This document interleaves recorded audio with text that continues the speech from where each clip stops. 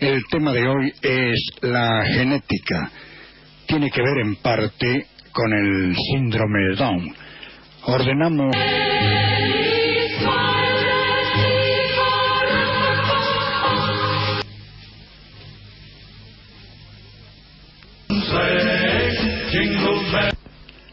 Como hemos dicho, hoy hablaremos de genética. En el siglo XIX, en la Moravia, un monje agustino llamado Gregorio Mendel comenzó a hacer experimentos. Allí se inició la genética y Mendel fue llamado precisamente el padre de la ciencia, esa llamada genética en adelante. Pero la ciencia biológica no estaba preparada para aprovechar esta novedad, pues pasaron muchos años hasta que se la aceptó. Así el término gene fue recién acuñado en 1909 por el biólogo danés Wilhelm Ludwig Johansen, y a partir de la palabra griega que significa generar. Y a pesar de que la experiencia de Mendel comenzó en 1860, el término genética ni figura en la Enciclopedia Británica aún medio siglo después, esto es en 1910. Y en 1939, dicha publicación le dedica solo 3 párrafos. Claro que a Mendel le llevaron al principio poco el apunte. Él comenzó a cruzar porotos negros y blancos y otras leguminosas de distinto color y a obtener seres intermedios rayaditos. Ya en la década de 1860-1870, y así anunció después sus leyes. Le mandó el resultado de sus investigaciones a un botánico suizo, Carl Wilhelm von Nägeli, quien tenía mucha reputación. Nägeli las dejó durmiendo a las investigaciones, pues no le llamó la atención eso de mezclar guisantes de distintos colores. Descorazonado, Mendel volvió a sus quehaceres monásticos y engordó demasiado como para trabajar en el jardín. Sin embargo, publicó el resultado de sus trabajos en una de las revistas de su medio en Suiza en 1866. Pero otros científicos y otras experiencias se dirigían lentamente a la misma cosa, de modo que tarde o temprano debía fructificar.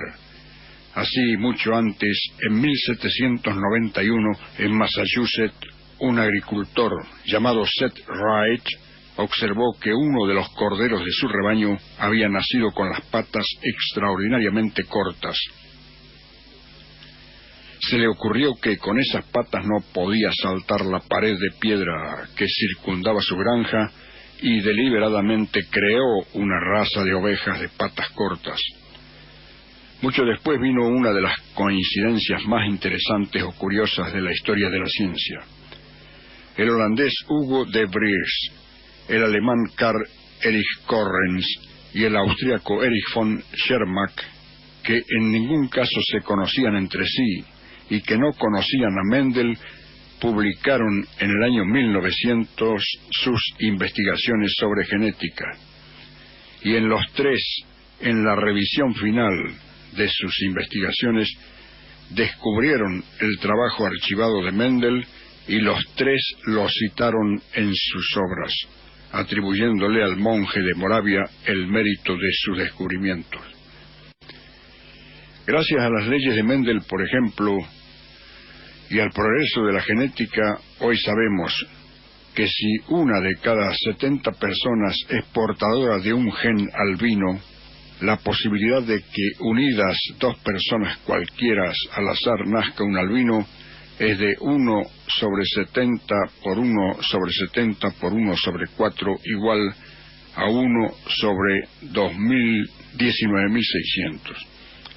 Es decir, que la probabilidad de que 2 personas cualquiera se casen y tengan un hijo albino es de 1 sobre 19.600 y en efecto, cada más o menos 20.000 personas existe un albino.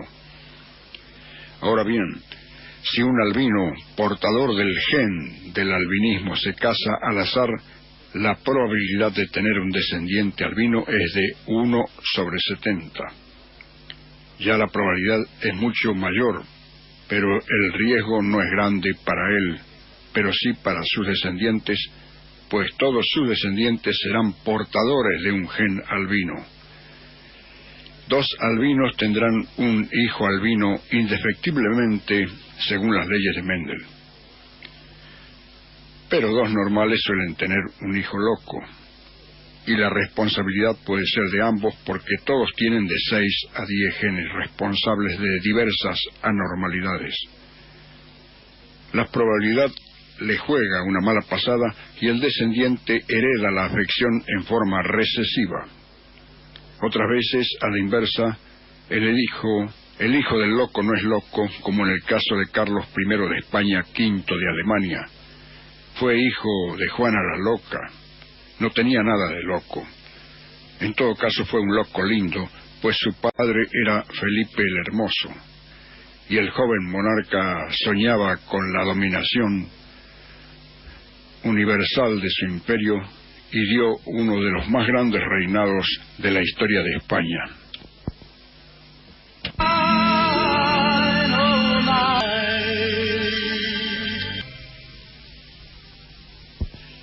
Hay que aceptar que hasta tiempos recientes el hombre conocía muy poco acerca de su organismo. Hace 3 siglos que aprendió algo sobre la circulación de la sangre, y en los últimos 60 o 70 años descubrió algo sobre la función de algunos de sus órganos. El microscopio permitió cierto avance. Así en 1665, y dirigiéndonos a retomar nuestro tema, el científico inglés Robert Hooke utilizó un microscopio hecho por él mismo para observar la corteza de un árbol.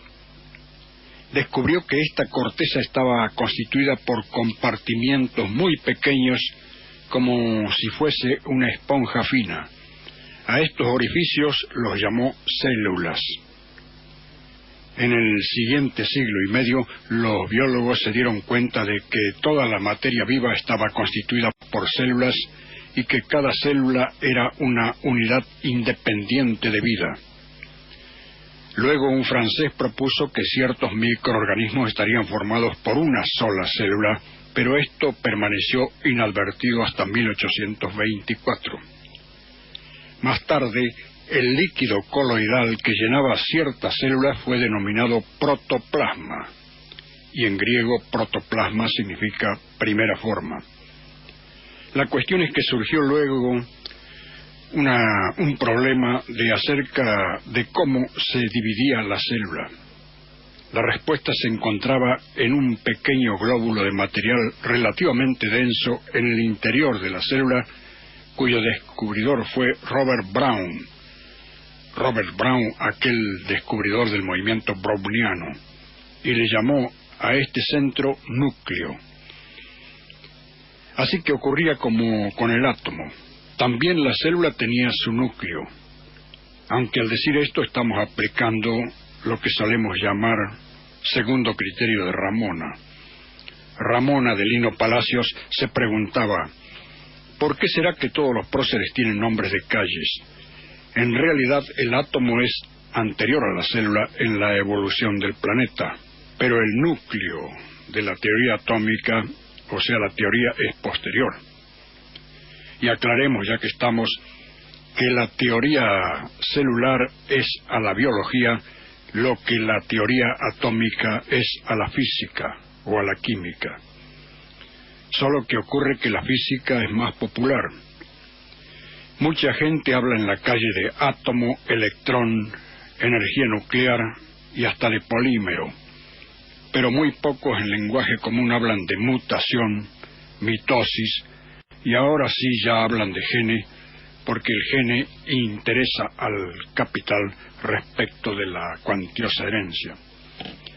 Pero lo del núcleo y lo de la división celular permaneció estancado mucho tiempo debido a que la célula era más o menos transparente y no podían distinguirse bien sus subestructuras.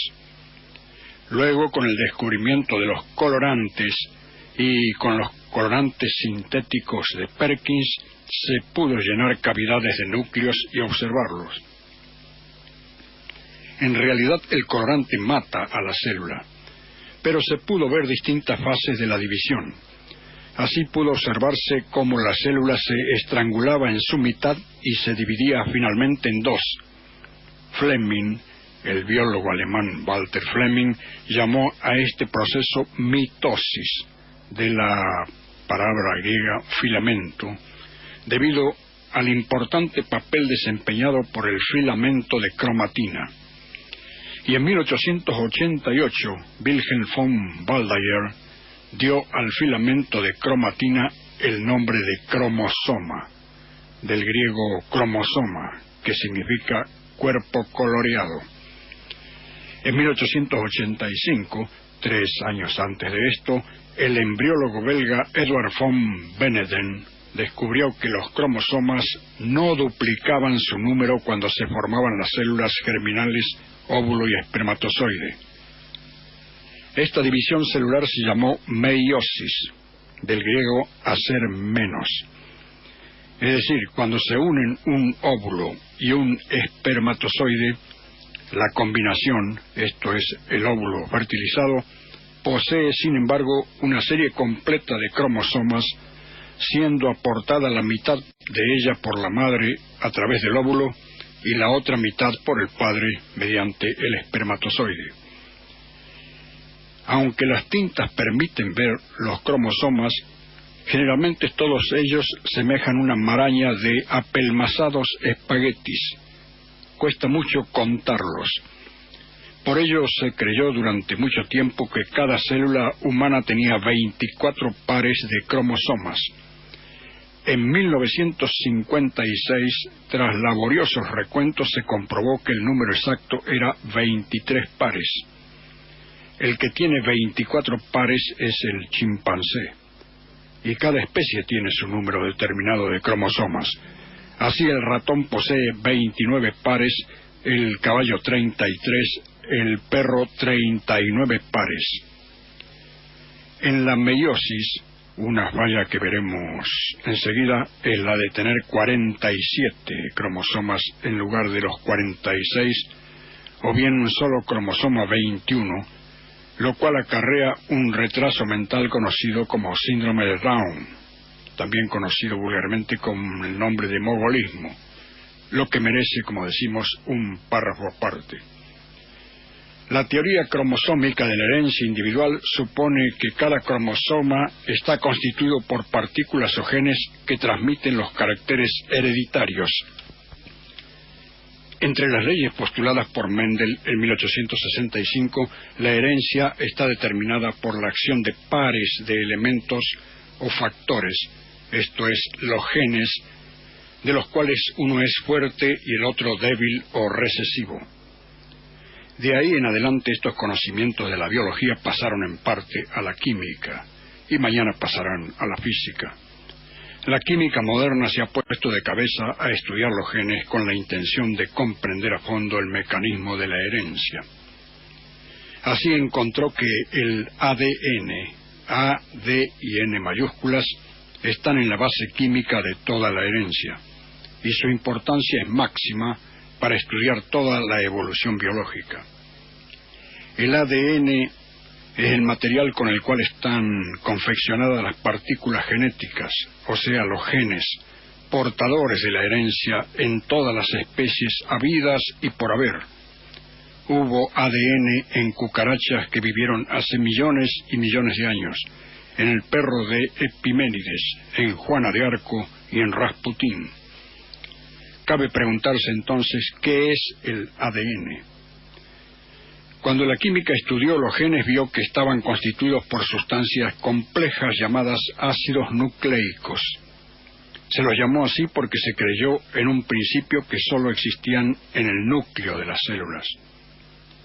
Se conocen dos ácidos nucleicos: el ácido ribonucleico, que se acostumbra a abreviar ARN, y el ácido desoxirribonucleico, que se abrevia ADN.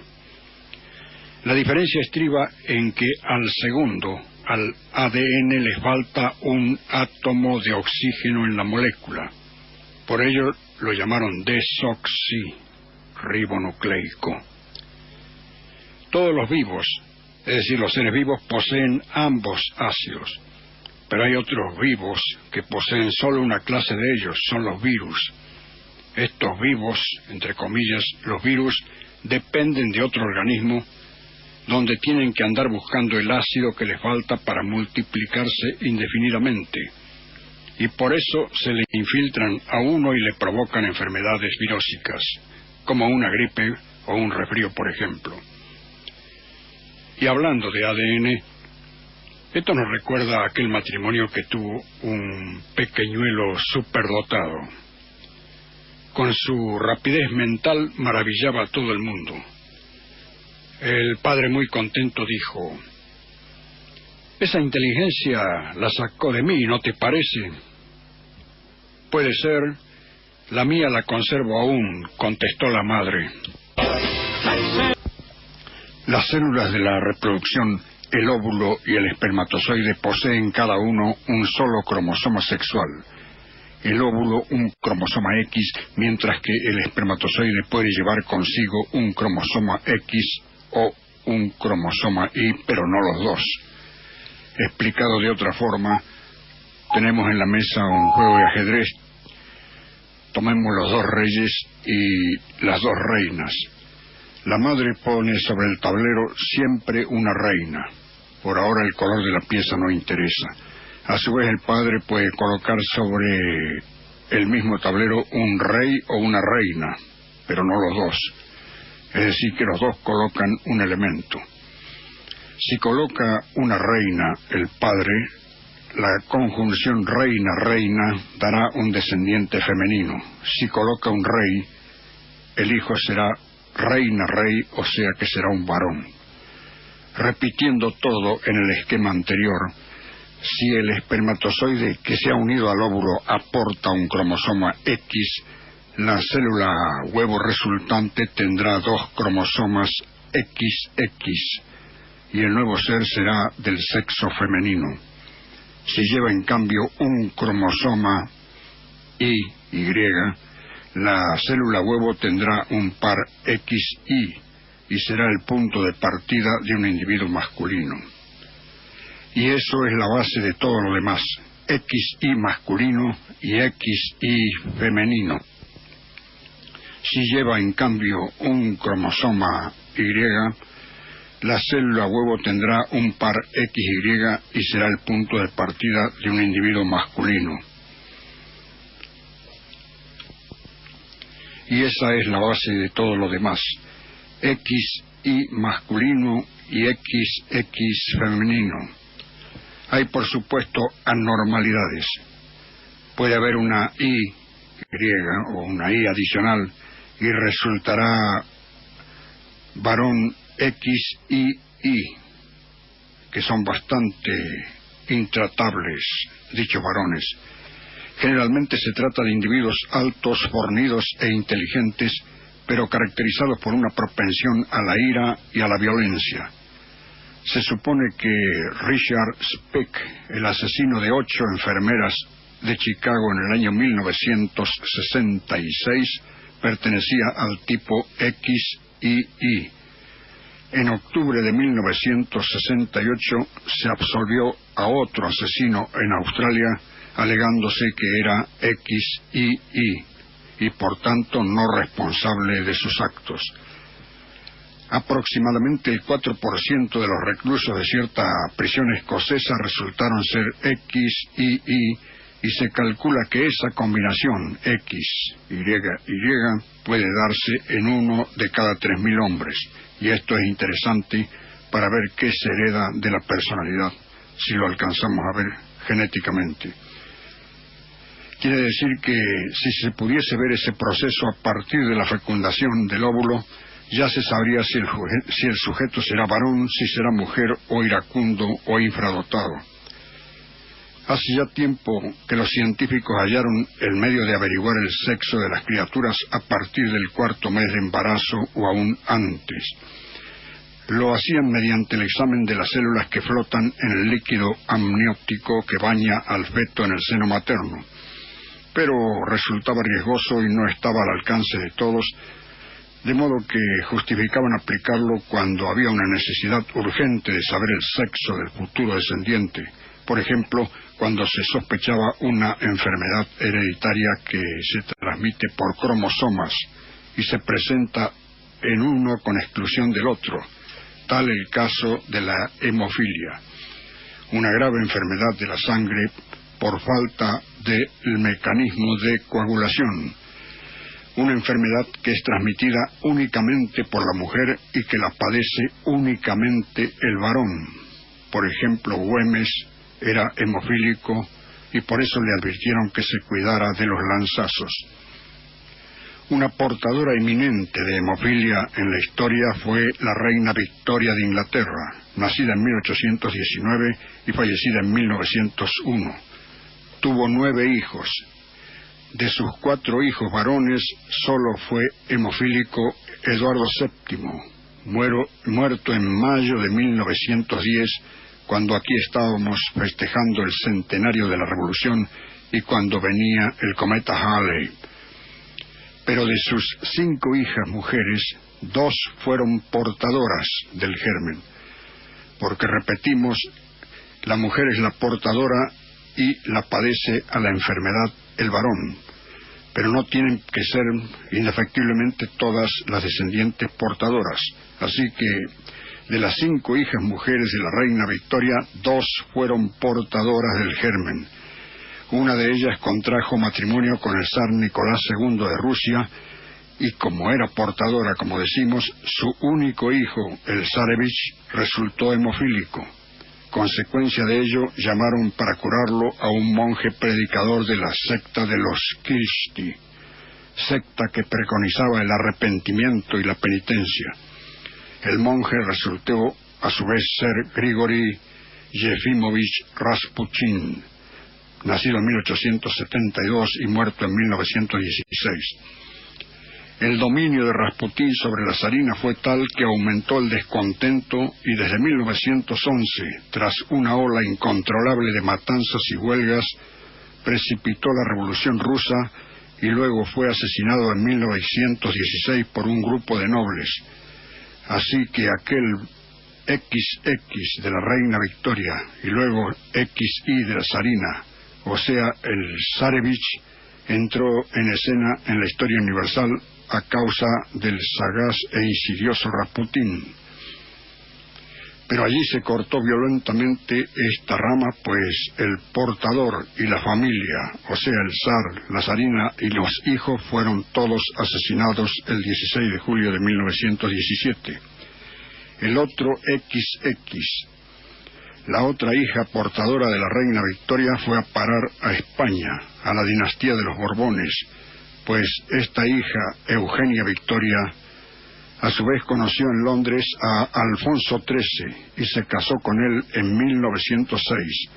Así que reinó en España de 1906 a 1931 y allí se cortó la hemofilia, pues los otros descendientes de este matrimonio real, o sea, los 3 XI, es decir, los 3 hijos, Juan, Alfonso y Jaime, no fueron hemofílicos. Y tampoco lo fue el hijo de ese Juan, esto es, Juan Carlos, que viene a ser el rey de España, concluyendo, por su presencia entre los Borbones de España y los Romanov de Rusia, la hemofilia recibió algunas veces el nombre de enfermedad regia, pero no tiene ninguna conexión con la realeza si se exceptúa el caso de la reina Victoria.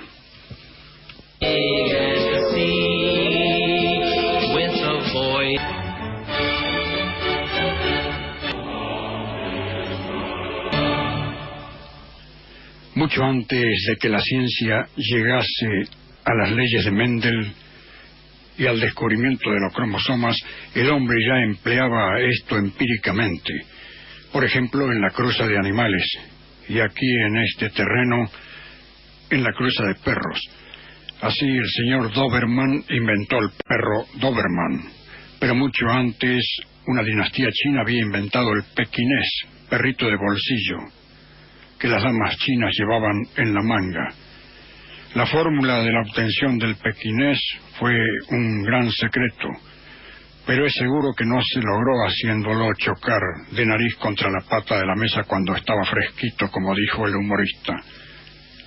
Las cruzas se hacían porque las especies estaban estrechamente ligadas entre sí, y eso hizo suponer la idea de evolución. Así el asno y la yegua, mediante la adecuada cooperación, pueden engendrar un animal híbrido, la mula. Así también el ganado vacuno se puede cruzar con búfalos y los leones con tigres. El leopardo es un gato grande que se hace el perro, y la hiena puede ser un perro que se hace el gato, y además se ríe. El caballo con burra da un ejemplar fofo que tiene menos aplicación en el trabajo rural, por lo que no prospera. En cambio el mulo, como dijimos, cruza de burro y yegua, es mucho más productivo. Su rendimiento es óptimo. La mula viene a ser el gasolero comparado con el caballo, que es el naftero, como siempre decimos, porque la mula gasta mucho menos combustible y hay que llenarle el tanque una sola vez al día. El caballo tiene almuerzo y cena. La mula trabaja 4 veces más en tiempo y por día, y además se jubila a los 50 años de edad. El caballo se jubila a los 17 o 19 años. Y hablando de perros, lo anterior nos recuerda que cierta vez un joven fue a buscar a su novia, que vivía en el 7º piso, para ir al cine. Como ella aún no estaba lista, lo hicieron esperar en el living hasta que terminase de arreglarse. El joven comenzó a jugar con un inmenso Doberman que le resultó simpático. Le arrojaba una pelotita y el perro iba tras ella, y la traía solícitamente. Pero en una de esas la tiró con mal cálculo y la pelotita salió por la ventana a la calle, y tras ella saltó el perro.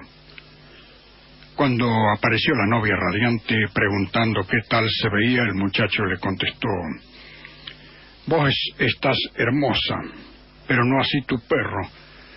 Lo vi abajo en la puerta de entrada y me pareció algo deprimido».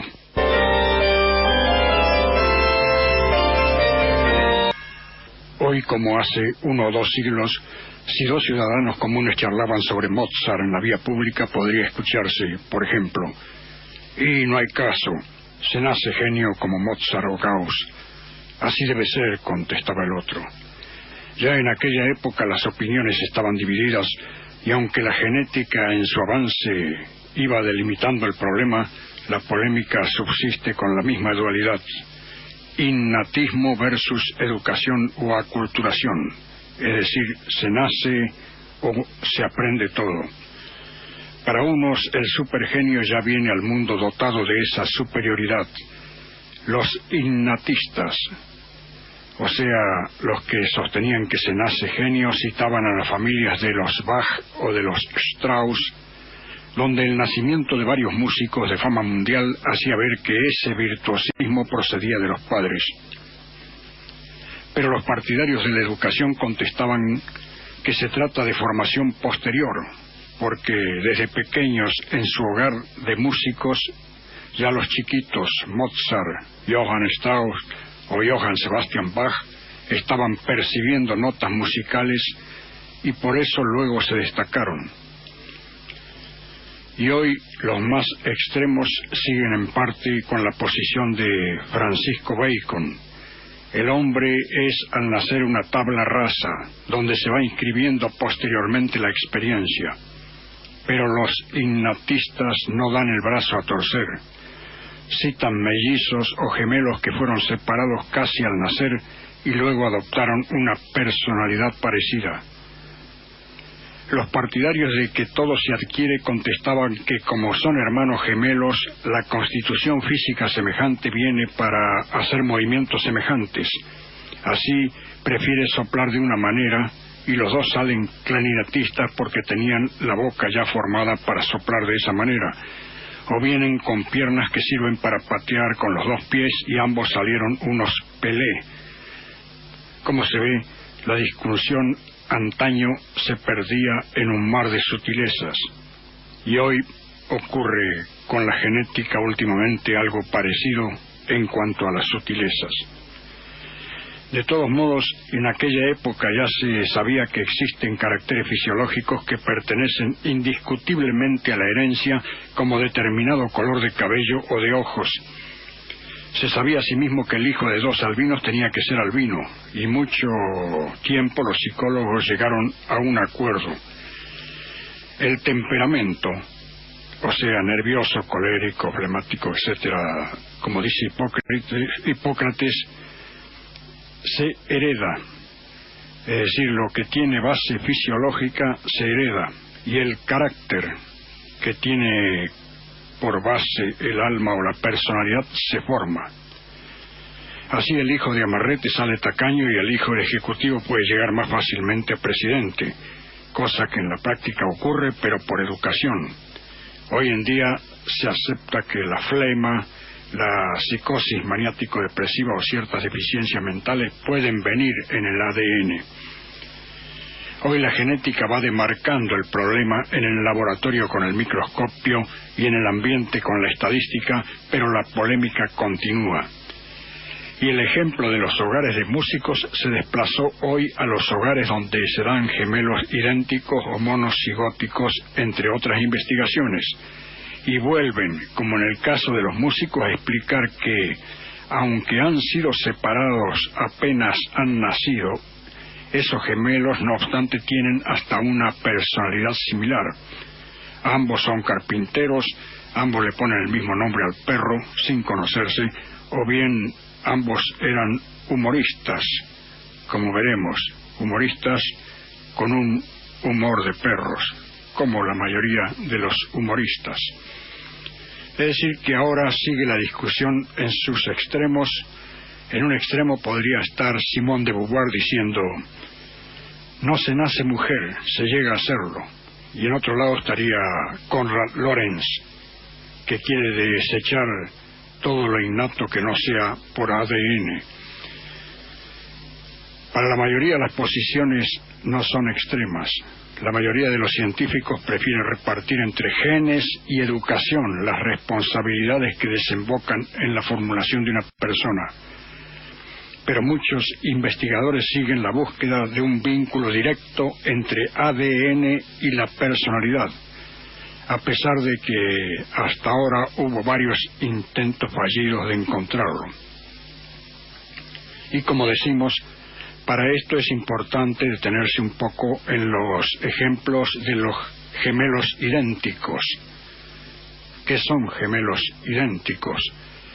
Cuando un óvulo es fecundado se comienza a dividir y forma un montoncito de células. A veces este grupo de células inicial se divide en dos. Cada uno de ellos originará un bebé. Estos chicos tendrán los mismos genes y, por supuesto, el mismo sexo. Son los gemelos idénticos o monocigóticos. De acuerdo al momento en que se produce esta separación, estos gemelos pueden compartir la misma bolsa o tener cada uno la suya propia. En cambio, los otros mellizos, los gemelos no idénticos o disigóticos, provienen de dos óvulos fecundados a la vez por dos espermatozoides. Son dos hermanos gemelos concebidos al mismo tiempo, pero ya son poco parecidos, como dos hermanos cualesquiera, y pueden incluso ser uno varón y otro mujer. Ha habido casos como, por ejemplo, los hermanos Jim Springer y Jim Lewis, gemelos idénticos. Fueron separados y dados en adopción a las 2 semanas de haber nacido, y se vieron por primera vez entre ellos a los 40 años. Pero además de la sorpresa de encontrarse con otro hombre idéntico, hubo otras coincidencias que los dejaron atónitos. Ambos eran divorciados y vueltos a casar. Los nombres de sus primeras y segundas esposas eran los mismos, y también los nombres de sus hijos. Tenían autos de igual modelo y de igual color, y los dos se dedicaban a carpintería en sus horas libres. Y como si eso fuese poco, el nombre de los perros de los dos era Toy. Claro, la mayoría de los gemelos son criados juntos, pero cada tanto la vida los separa en el momento de nacer o poco después, y estos gemelos criados aparte constituyen un experimento a medida para el estudio de la genética del comportamiento. El otro de los múltiples casos sería el de Oscar y Frank. Se reunieron en 1987 por primera vez. Los dos lucían el mismo modelo de camisa azul, anteojos de arco metálico y bigotes. Estos gemelos idénticos fueron separados poco tiempo después de nacer y vivieron más de 30 años sin saber nada el uno del otro. Los dos hermanos no solo compartían el gusto en la vestimenta, sino también el carácter bastante violento y un particular sentido del humor. Además, les divertía estornudar en los ascensores atestados de gente para incomodar a estos pasajeros del ascensor. Oscar, Frank y el caso anterior de los dos Jim son dos de las 50 parejas de gemelos idénticos que intervienen en un gigantesco estudio de hace 15 años realizado por investigadores de la Universidad de Minnesota y que reúnen datos de los Estados Unidos, Gran Bretaña, Australia, Canadá, China, Nueva Zelanda, Suecia y ex-Alemania Occidental. Los investigadores sometieron a ambos hermanos a innumerables test psicológicos para medir rasgos tan variados como el altruismo, la religiosidad, la extroversión, agresividad y nivel de ansiedad. También se tomaron en cuenta la educación y el estatus socioeconómico, que es muy importante. Según este mismo tipo de análisis, el coeficiente de inteligencia se debería en un 70% al efecto de los genes. El medio, o sea, los estímulos en la escuela y en el hogar, solo responde por el restante 30%. O sea que en estos modelos, que son modelos un poco acomodados al estatus social, el problema que discuten los ciudadanos en la calle respecto de Mozart, como hemos planteado al principio, quedaría así: el 70% se debe a los genes y el 30% a la educación o aculturación. Los genes también parecen ser responsables del 50% del sentimiento religioso y del apego a las tradiciones, a la disciplina y a la autoridad, pero esto ya es educación, y la educación y las experiencias infantiles se encargarían después de la otra mitad que no viene en la genética. Los investigadores pretenden ampliar los resultados del estudio de genes y tratan de identificar mediante técnicas de biotecnología los genes asociados con el coeficiente de inteligencia y ciertas características psicológicas. Ya han logrado señalar uno, el cromosoma número 15, relacionado con la habilidad para la lectura. Y en el año 2004, entre 2004 y 2005, se estableció que ese cromosoma tiene amplia responsabilidad en la aptitud para aprender el lenguaje, cosa o separación que se habría dado hace 200.000 años y que habría comenzado por la gesticulación, es decir, cómo el hombre acomodaba su rostro para la expresión. Los mecanismos por los cuales un gen llega a determinar un carácter son todavía muy precarios, aunque se los puede asociar con ciertas deficiencias mentales o desórdenes psiquiátricos como la corea de Huntington o la psicosis maníaco-depresiva. Los especialistas afirman que la personalidad es el resultado de la compleja interacción de cientos de genes. A esta altura nos podemos preguntar si estos resultados son válidos cuando los hogares son muy distintos.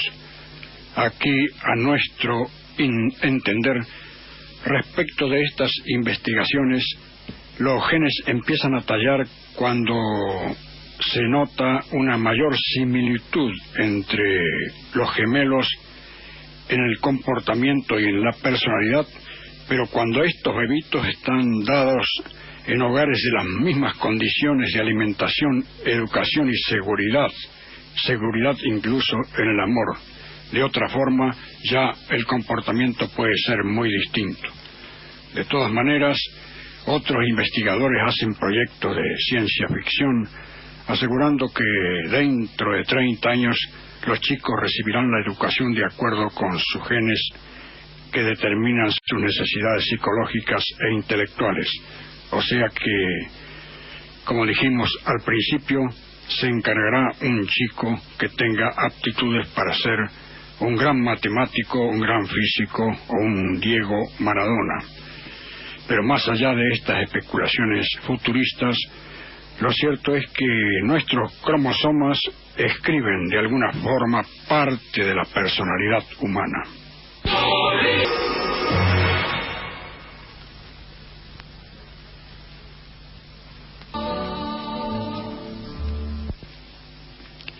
Esta falla que hemos aludido en el cromosoma 21 por una no disyunción en la fase anterior denominada meiosis da lugar al síndrome de Down del que hemos hablado. El nombre de mogolismo o mongolismo fue dado por el doctor Langdon Down en 1866. Parece que, como siempre ocurre en estos casos, que esta falla ya había sido señalada por un segundo 20 años antes, es decir, por el doctor Eduardo Onésimo Seguin, que se escribe Seguin, 1812-1880, francés que trabajó en Boston con deficientes mentales. De todos modos, esta anormalidad que padecen tales niños se caracteriza por un grado notable de déficit intelectual y por unas anomalías somáticas características que se localizan preferentemente en la cara, ojos, lengua y miembros. Dichas anomalías confieren a estos pequeños un aspecto especial que los hace semejante a individuos de la raza mogol, aspecto por el que tomó el nombre la enfermedad. Se han publicado casos de síndrome de Down entre la raza negra, entre los indígenas de Norteamérica, chinos y japoneses, y también entre los mogoles, así que los mogoles también tienen mogólicos. Según los manuales de 1970 para atrás, la frecuencia de nacimiento de un niño Down era de 1 cada 1000, pero en 1981 ya la enciclopedia médica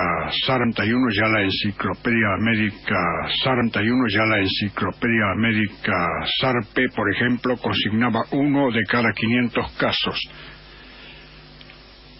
No es menester el alarmar, pero se puede aclarar que se nota en distintos centros especializados un aumento en la cantidad de nacimientos anormales a partir de aquel año 81. Los niños Down tienen un aspecto característico que está presente ya desde el momento del nacimiento.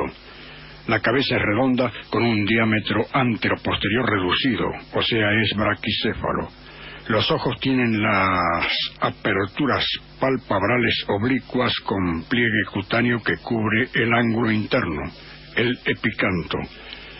La distancia entre las dos pupilas es mayor que en el niño normal, hipertelorismo, aunque a veces este signo es engañoso. La lengua es gruesa y permanece a veces fuera de la boca, los dientes tienen una implantación irregular y son pequeños, también las orejas tienen un aspecto displástico. Sus piernas y brazos son cortos, las manos toscas y los dedos, especialmente el pulgar y el meñique, son muy pequeños. En la palma de la mano, en lugar de una M, tienen una V corta, quirománticamente hablando, como si les faltase la línea cerebralis. Pero dejando la superstición y hablando más técnicamente, tienen el llamado pliegue del simio, o sea que en la palma de la mano, en vez de los pliegues normales o una M, ostentan un solo pliegue transversal que se extiende desde la base del segundo dedo hasta el quinto. Además son más bajos y tienen una marcada relajación muscular y una flexibilidad de miembros fuera de lo normal. Aparte de estas características externas, los niños Down presentan frecuentemente malformaciones e insuficiencias de otros aparatos, especialmente del cardiovascular. Así se aprecian cardiopatías congénitas de diferentes tipos, también del aparato respiratorio como bronconeumonías, bronquitis, etc., y asimismo de las glándulas endocrinas. Es frecuente la formación de cataratas. También los procesos involutivos son precoces. A los 20 años se pueden encontrar síntomas ya de arteriosclerosis y de envejecimiento. Otras veces, enfermedades cardiovasculares o broncopulmonares conducen a la muerte del niño Down antes de haber alcanzado la madurez. Por todo esto se dice que el niño Down tiene un promedio de vida bajo, de 30 a 35 años. Hay otros promedios de 40 según la comunidad y el adelanto de la nación. Con ese adelanto de los métodos, hoy se llega a más longevidad, pero tienen un organismo muy vulnerable por los síntomas anteriormente consignados. El cuadro psíquico se caracteriza por una insuficiencia mental que varía mucho de un individuo a otro y puede ser de moderada hasta verdaderamente grave. Al terminar su desarrollo psíquico es frecuente que el niño Down no supere los 7 años de edad mental. Si el cociente o el coeficiente intelectual medio en el hombre común es de 100, en este niño diferente oscila desde 30 a 50, pero se pueden observar desarrollos intelectuales mucho mayores. Los hay de 25 a 35, que son los casos denominados retrasados o severos, de 35 a 50, que son los moderados, que ya leen algunos números y algunos carteles sencillos. Y siempre hablando de cociente intelectual, de 50 a 70, llamado leve, que suele leer bien, y también los hay de 70 a 90, los casos ya llamados fronterizos. Y hay algunos que pasan de fronterizos. Se han dado caso de algunos que han llegado a la universidad, y es lógico, son muy raros y muy pocos, pero es sensato suponer que el Bobby Fischer de los niños Down puede jugar en tercera de la Federación Cordobesa de Ajedrez, y el Gauss, se calcula que Gauss tenía un coeficiente intelectual de 190, el Gauss de aquellos chicos puede estudiar análisis matemático. Ha habido ingenieros con síndrome de Down, pero es raro, podría ser uno de cada 1 o 2 millones. La adquisición del lenguaje siempre permanece pobre, rudimentaria en los niños Down. Se da con mucha dificultad. La capacidad de la memoria y de imitación es, por el contrario, muy buena y favorece el aprendizaje de las simples adquisiciones. Los gestos de la mímica están más desarrollados que los de otra persona. Desde el punto de vista caracterológico, los niños Down no presentan trastornos especiales. Así, por ejemplo, se les estima por su buena capacidad de socialización y de integración en el grupo, siendo por lo general dóciles, tranquilos, afectuosos, con un humor sereno y alegre, y solamente en ocasiones pueden tener accesos de obstinación y terquedad. En ocasión de una visita que realizamos a APADIN, Asociación de Padres y Amigos del Insuficiente Mental, instituto con sede en Córdoba, cuando la escuela se encontraba en la avenida General Paz del centro de la ciudad de Córdoba, es decir, ya hace años, en esa ocasión, gracias a una atención de la dirección, pudimos constatar que también se hacen chistes y picardías, como por ejemplo esconderse los útiles escolares en clase. No usan machetes para copiar en las pruebas porque son pocos los que leen rápidamente de corrido, y menos con letra chica. Pero los que se trasladaban por sus propios medios se hacían chupinas y se iban a jugar al pool para estar con la última moda de esa época. Entre los que se han visto ya en la edad adulta o han llegado a la edad adulta se observa muy raramente comportamiento homosexual. En los países de legislación avanzada llegan a casarse entre ellos los niños o los individuos Down bajo la vigilancia de adultos. Estos matrimonios no tienen descendencia, pues parece que la esterilidad parte del varón. En cambio, las mujeres Down han tenido descendencia.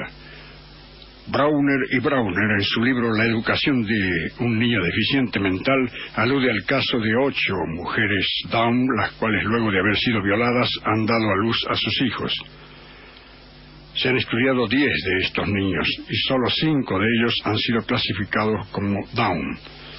Este constituye, subrayan los autores, un antecedente valioso para investigar qué parte hay de herencia en la mitosis del proceso de la disyunción cromosómica en cuestión.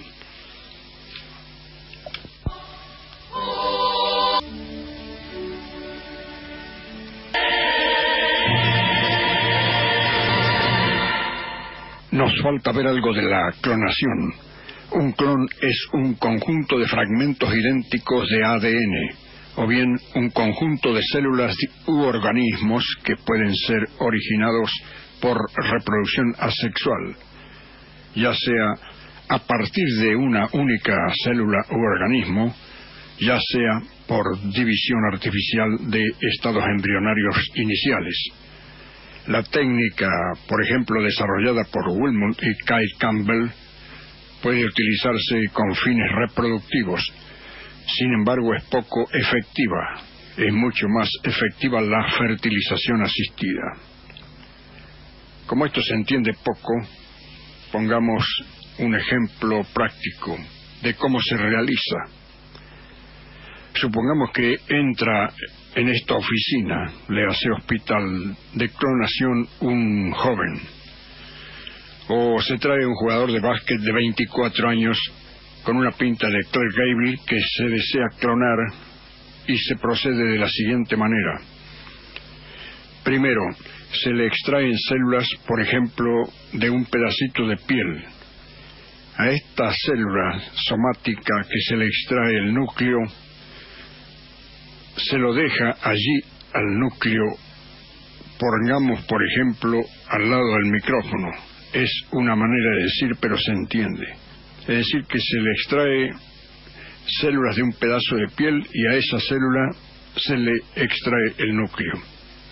Segundo, paralelamente se toma medio centenar de mujeres voluntarias y se las somete a tratamientos farmacológicos de estimulación ovárica. Con ello se consigue que cada una produzca un promedio de 15 óvulos.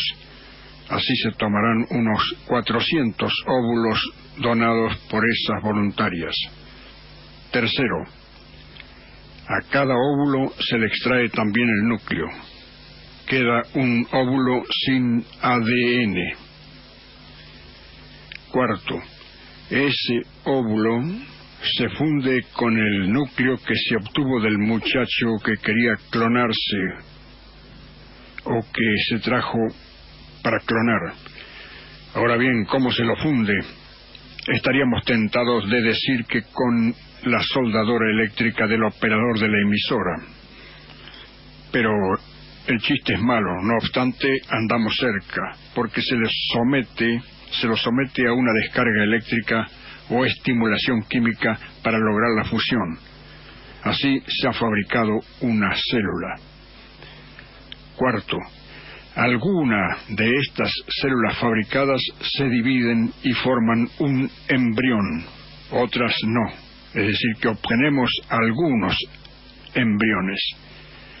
Y de algunos embriones, unos prosperan y otros no. Es decir, que ya empezamos perdiendo. Quinto, los embriones que prosperaron se implantan en el útero de unas, pongamos, 60 mujeres voluntarias que estaban ahí esperando. Sexto, De ellas, un 10% quedan embarazadas. Seguimos perdiendo. Es decir, que la mayoría no tiene al chico. Piénsese nomás que con la ovejita Dolly hubo que hacer unos 276 intentos fallidos. Y con el ejemplar fabricado en la Argentina, en el año 2002, que se clonó la ternerita Pampa por biocidos, hubo que fusionar miles de óvulos. De todas maneras cuesta. Y el último paso, supongamos que se obtiene por fin el doble clonado, es decir, se da a luz el clonado. El chiquito lleva malformaciones o defectos de desarrollo en sus clones y otros defectos para su desarrollo futuro, que hasta ahora no se conocen bien. Es menester entonces abreviar y decir que la clonación no puede rechazarse o prohibirse solamente porque existen riesgos. Si se hubiesen aplicado esos criterios con las transfusiones en forma definitiva, habrían tardado más en llegar. Aunque, a decir verdad, como no se sabía nada de los grupos sanguíneos, algunos individuos que recibían sangre mejoraban y curaban y otros morían casi instantáneamente, pero se salió adelante. Aquí hay un nubarrón de inconvenientes técnicos que ensombrecen el horizonte, pero el espíritu del investigador debe buscar la luz con honestidad, porque también se ciernen problemas éticos y de mercado que no podemos detallar. Piénsese solamente si con la clonación se solucionasen la escasez de órganos y el complejo problema del rechazo que ocasionan los trasplantes, entonces sería un gran progreso. Claro que aquí las técnicas se orientarían hacia las necesidades de los países desarrollados, que tienen población más envejecida, dejando la multitud de problemas éticos como discriminación, presiones del mercado, precio del seguro de vida de acuerdo a los efectos que vaticina la herencia del clonado, etcétera, etcétera. Para concluir, es menester reconocer que de todas maneras se está lejos de obtener un ser idéntico del que se clona. Volvemos a la discusión del chico Mozart, del genio Mozart. La memoria, la creatividad, la inteligencia no pueden por ahora reproducirse experimentalmente. A lo mejor dentro de unos 2 siglos podremos tener varios niños Mozart, pero quedará otro elemento: su voluntad racional, que es nada menos que su libertad. En ese ámbito jamás habrá 2 pensamientos iguales, ni siquiera en el mismo niño. Ese niño pensará o dirá papá, y al segundo volverá a repetir y pensar papá, y ya no es el mismo pensamiento, no es el mismo concepto psicológico, ha variado en el tiempo subjetivo. Por ello, si de aquí a 200 años hay millones de niños clonados, siempre el espíritu o el pensamiento serán libres. Por ahora se clonan cabras, ratones y hasta monos rhesus, pero nada más. Y ellos no pueden tener libertad. Ellos no pueden elegir. Solo el hombre tiene libertad. Y cuando deje de tenerla, la clonación pasará a ser un problema insignificante, porque sin libertad la vida no tiene sentido. Vayamos a la conclusión. Es natural que la aparición de un niño deficiente o inadaptado en una familia compuesta hasta entonces de miembros sanos y normales provoque una serie de reacciones fáciles de comprender. Estas reacciones van desde el estupor hasta la desidia, pasando por la angustia, la rebeldía, la desesperación, vergüenza y miedo. La eugenesia se insinúa como un deseo confuso y eso contamina la vida del niño y la de la madre. En otros casos, el deseo de muerte que pesa sobre estos hijos se transforma en sobreprotección agresiva que impide toda expresión autónoma del niño. La sobreprotección constituye así una formación reactiva, por lo que retorna lo reprimido, convertido y disfrazado en excesivo cuidado. Esta estructura psíquica es más favorable que la anterior, pero no hay posibilidades de expresión autónoma por parte del hijo. Aparecen así en el niño deficiente mental rasgos de autismo, desorganización, negativismo, problemas de conducta y problemas de comunicación. A partir de aquí, un círculo vicioso se fortalece a sí mismo por una inercia incontrolable, y los padres piden indicaciones y normas con esperanzas de palabras mágicas que lo resuelvan todo, evitando la profundización de lo que les angustia a ellos mismos.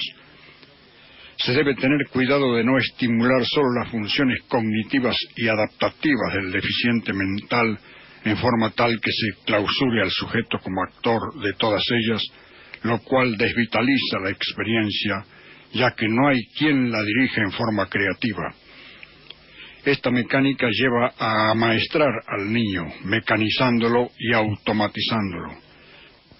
La llegada o aparición, en suma, el descubrimiento en la intimidad familiar de un miembro diferente o un miembro down en la serie de los normales habidos, da lugar a una sensación de disgusto, desazón profunda que viene a anular el panorama risueño o agradable que hasta entonces predominaba.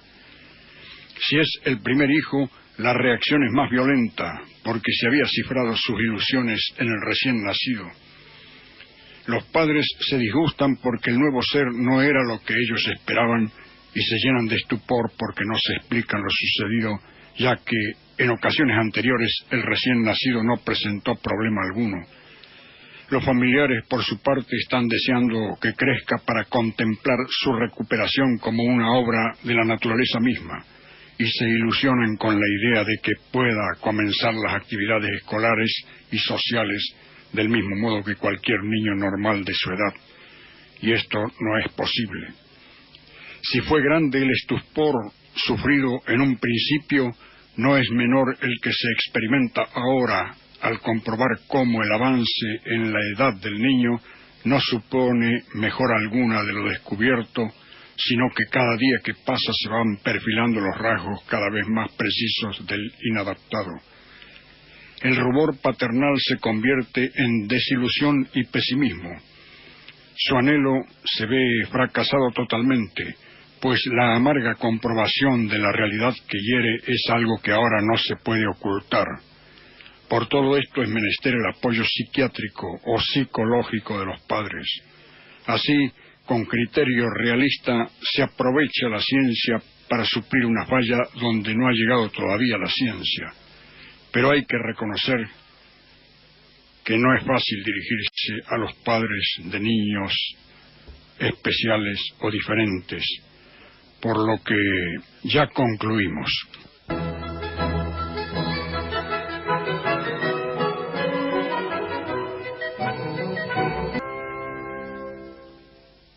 Concluyendo, durante mucho tiempo se consideró que la experiencia adquirida por el individuo a través de su existencia se transmite a sus descendientes mediante la herencia. Pero la genética es un tema enormemente complicado que se ha ido independizando de muchas hipótesis, aunque es probable que no se estudie en toda su extensión en un futuro previsible. Se investiga bastante, pero se ignora aún mucho más. El ser humano no da lugar a descendientes ni con tanta frecuencia, ni en número tan grande como lo hace la mosca de la fruta. Sus descendientes no pueden ser sometidos a un control de laboratorio con fines experimentales. Las características humanas en las que se está más interesado por su relación con lo divino, tales como el genio creador, la inteligencia y la fuerza moral, son extraordinariamente complejas e implican la interrelación de numerosos genes e influencias ambientales.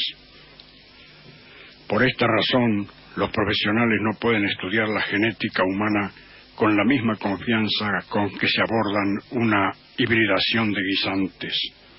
Consecuentemente, y por otra parte, la eugenesia sigue siendo un sueño confuso e insubstancial debido a la falta de conocimientos.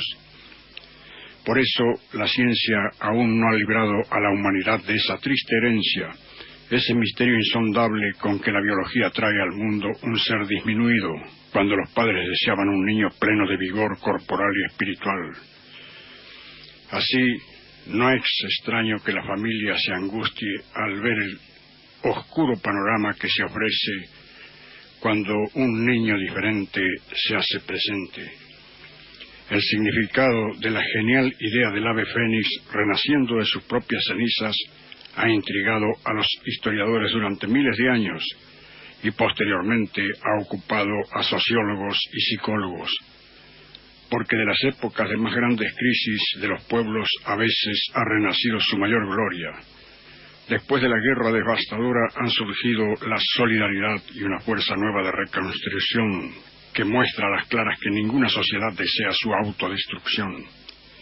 E individualmente, el proceso con frecuencia inconsciente de compensación de Adler hace que un Demóstenes se convierta en un célebre orador después de haber dominado su tartamudez, o bien en nuestra época Vilma Rudolph, la gacela negra que llega a campeona olímpica de los Juegos de Roma de 1960 en 100 y 200 metros llanos, luego de haber superado la poliomielitis que la había postrado por 3 años en un sillón de ruedas. A los 20 años fue proclamada la atleta más grande de todos los tiempos. La ciencia no ha librado aún a la humanidad de la triste mala jugada que le hace la genética con la presencia de un sobrante en el par de cromosomas 21. Cada vez que ello ocurre, se revive el simbolismo del ave fénix y los padres encuentran fuerzas en el fondo de su ser para intentar, como el ave, nuevamente el vuelo compensatorio.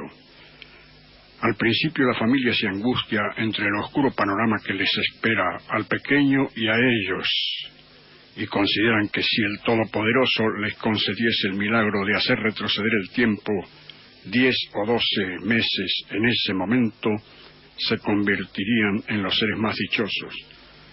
Todo parece negativo porque la lucha que hay que iniciar es distinta de todas las otras luchas. Por ello, a esos padres les decimos: no sientas pudor de tener en tu familia un niño diferente o con síndrome de Down. Ello no depende de tu voluntad ni te rebaja en consideración. Y no lo ocultes, porque nunca fue algo de pudor sentir dolor ni sucumbir ante él.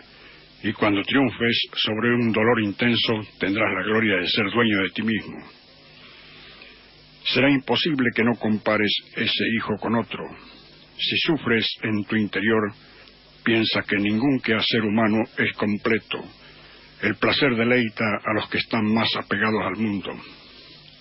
Claro que tu lucha se libra en un escenario distinto del de todas las luchas, pero cuando te comparas con otro en desgracia, notas que aquel tiene luego una resignación y un amanecer apacible donde las flores comienzan a insinuarse en su ventana. También notas, es cierto, que el que se halla en una guerra cuenta con la esperanza de que algún día se firmará la paz, mientras que tu pelea parece interminable. Por ello, tu cansancio y desaliento ante lo que parece una lucha sin fin puede hacerte abandonar el camino ya iniciado. Es verdad que se nublan todos los horizontes y parece que todo lo que no es tu aflicción se insinúa como bueno, pero recuerda, tú y tus hijos son una propiedad indestructible que Dios ha echado en este mundo y no venimos al mundo a sufrir ni a ver sufrir. El haber iniciado el combate es para ti ya una victoria. Si tu ruta es polvorienta y difícil, el sacudir el yugo de los 1000 espejismos que te desvelan será tu triunfo, y no puedes claudicar. No puedes abandonarlo. Piensa si se trocaran los papeles y tu padre te olvidara. Tu espíritu se ha ido templando porque nunca te quejaste de ese pequeño, sabiendo que su almita capta tus quejas y que tiene bastante con su destino. Cuando viste desfallecer tus fuerzas, consideraste que la batalla era solo tuya, y antes de pedir ayuda tomaste la mayor parte a tu cargo, porque en cierta forma te supiste irreemplazable. Ahora, sin tenerte por un superhombre, puedes asociarte a los semejantes para ayudar y para que te ayuden. Así, finalmente, la naturaleza que parece que al principio se equivocó, volverá sobre ti a derramar sus dones, disipando las nubes de tus tristezas, derramando un rayo de sol sobre tu horizonte. Con un pequeño como el tuyo de la mano, puedes ya retornar tranquilo al aire de la ciudad, al parque y al campo, que los árboles deshojados y las plantas marchitas te parecerán ahora más alegres y tornarán a abrirse para ti las flores de la dicha. Y así, aquel pequeño que parecía desventurado irá paulatinamente dejando tu mano, y él también, como renunciando por un instante a tus acerbos cuidados, echará a correr por el parque hacia la luz de aquel rayo de esperanza. Y si ahora, en ese momento, pareciese Dios ofreciendo hacer retroceder el tiempo 5 o 6 años, ya no aceptarás, porque has tejido un fuerte lazo de amor con ese hijo y no puedes ni quieres dejarlo de lado, porque toda la experiencia que has adquirido te ha capacitado no solo para ayudar a educar a ese hijo, sino que te ha dado otra capacidad, la de ofrendar al prójimo y la de templar tu espíritu. Piensa que el hombre rico que regala a mano llena no te iguala, porque tú has dado todo lo que posees. Sin reposo y con paciencia te has preparado para ser feliz ante la alegría más simple, y ahora todas las desgracias te parecerán pequeñas, porque el que triunfa cuando ya estaba vencido es invencible, porque la victoria que has obtenido con voluntad y abnegación es la más duradera, y porque siempre estará de tu lado la gracia de lo divino, porque la verdadera felicidad no se edifica sobre lo que divierte ni sobre el placer, porque lo que hace sufrir, lo que aflige y duele, ha formado un cimiento de roca para que puedas gozar ahora, gracias a ese hijo, de todo lo que se ocultaba en tu alma y que hoy sale a la luz, o sea, tu belleza, tu bondad, tu verdad y tu indestructible fuerza moral.